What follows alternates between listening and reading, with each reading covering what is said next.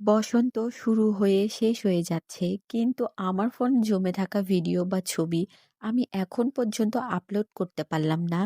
যাই হোক, আজকে আপনাদের সঙ্গে বসন্তর সেই দিনের একটা ভিডিও আমি শেয়ার করতেছি। চলেন ভিডিওটা শুরু থেকে শুরু করা যাক। আসসালামু আলাইকুম, welcome to my another video. I hope আপনারা সবাই ভালো আছেন এবং সুস্থ আছেন।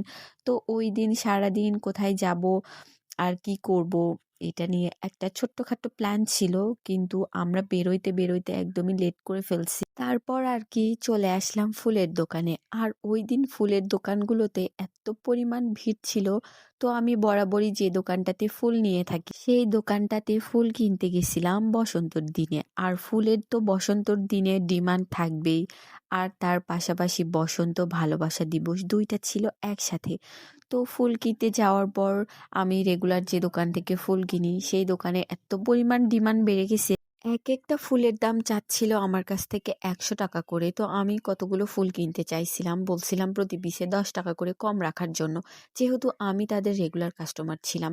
তো তারা তো কোনোভাবেই কম করতেছিল না, যার কারণে আমি বাধ্য হয়ে আমার রেগুলার দোকানটাকে চেঞ্জ করছি। আর চেঞ্জ করে একটা পরিচিত ভাইয়ের দোকানে আসলাম, যেখানে দেখি তিনি আমাকে চিনে, আমিও তাকে চিনি। যাই হোক, এইখান থেকে অনেক দেখে আর সুন্দর সুন্দর কিছু আমি ফুল কালেক্ট করছি।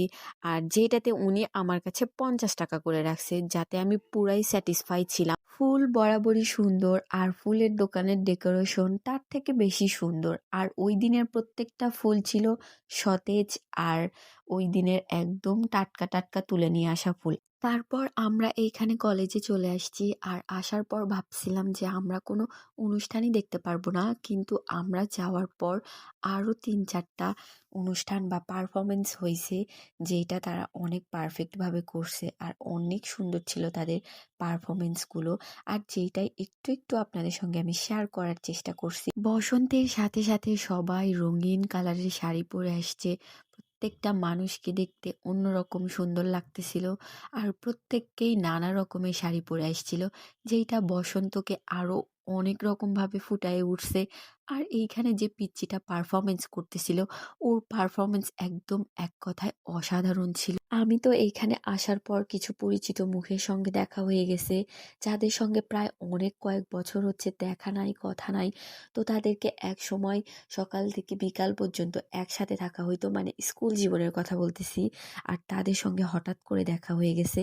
তারপর এইখানে আমার ননদের ফ্রেন্ড সার্কেলদের সঙ্গে একটা স্ন্যাপ ভিডিও নিয়ে রাখছিলাম, যেটাই আমি আপনাদের সঙ্গে এখানে শেয়ার করতেছি।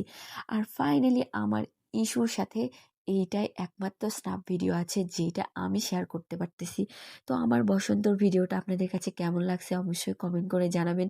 যদিও আমি অনেক লেটে আপলোড দিচ্ছি, যাই হোক কিছু করার নাই, অনেক ব্যস্ততা আর আমার মনের উপর সব কিছু ডিপেন্ড করে, যার কারণে আমি কিছু কিছু কাজ সময়ের কাজ সময় করতে পারি না। তো ধন্যবাদ সবাইকে ফুল ভিডিওটা দেখার জন্য। দেখা হবে নেক্সট আর একটা পার্ট 2 বসন্ত নিয়ে। অবশ্যই আমার পেজের সাথে থাকবেন। Thanks for watching this video. By.